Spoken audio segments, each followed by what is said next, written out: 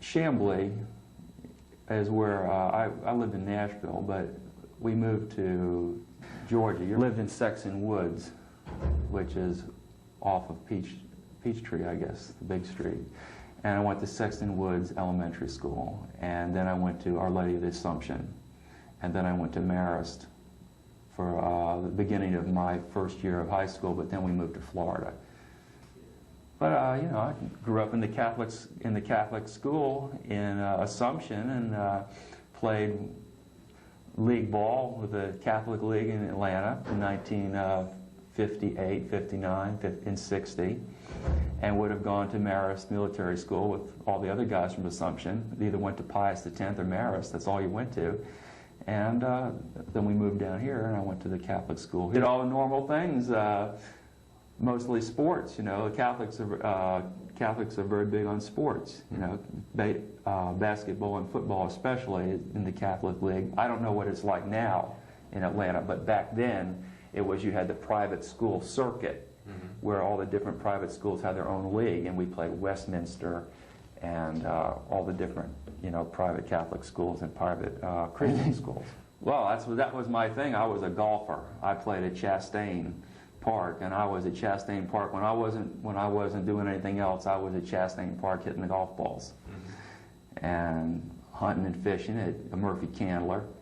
They made that into a park, but before it was a park, that's when I lived there, and they had the lake, and you could go up there and shoot the 22s and fish for brim and bass in the Murphy Candler Park Lake. And I'd sneak on Peachtree Country Club and fish in their lakes, you know. Stuff kids do. But in Atlanta, it's like when you're going into puberty and you start discovering about sports and you get into this male bonding thing, and we're on the basketball team. I was a starter, and I was on the football team. I was an end. And golf was coming up for high school, and I had to get out there and get ready to be on the golf team. You know, and Atlanta had a good golf program. Junior golf has always been big in Atlanta. My father worked for Kimberly-Clark Corporation, paper manufacturer. He was a salesman for them, and everything was fine. Well, Sexton Woods is not like a low-class area, you know. My dad was a good salesman, one of their best. I'm the eldest brother, and I have a younger brother.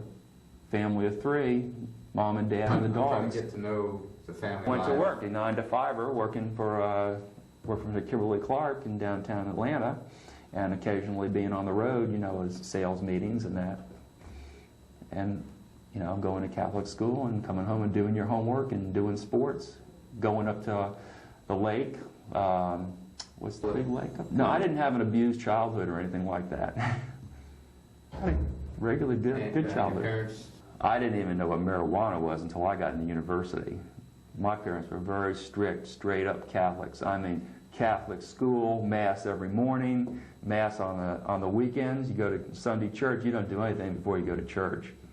You know, straight-up Catholics. They were Catholics before they got married as Catholics, and they raised as Catholics. And you know, Catholics see everything sort of like black and white.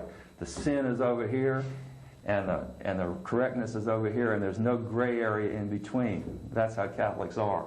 And of course, growing up that way, and being in the Catholic elementary school and the Catholic high school, I had a very, very black and white view of the world, what's right and what's wrong.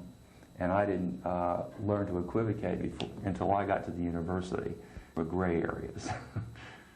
But that's how I was raised. I was raised very strictly in the Catholic Church. In fact, when I came down here, I almost went to the St. John Vianney Seminary and became a priest. I was that close to becoming a priest. Yeah, I had some problems with the Catholic Church's structure. It's too dogmatic, and they don't invite you to question the dogma. And I'm a questioning, sensitive person. I'm a creative person, and I have a good imagination and a good mind, and I want to be able to go to the priest and say, what's the story on this? You know, virgin birth, right? How do you explain this? What's the story? Give me some books to read about this. And they don't want to hear it. They say, woo, you know. Okay. And that's how come I didn't go. I had a golf scholarship. Age 12 and 13 and 14, that age right in there, 11 to 14. The first kiss was at a high school dance in Fort Lauderdale. I remember it very well, out underneath the ficus tree. I can even tell you what she was wearing.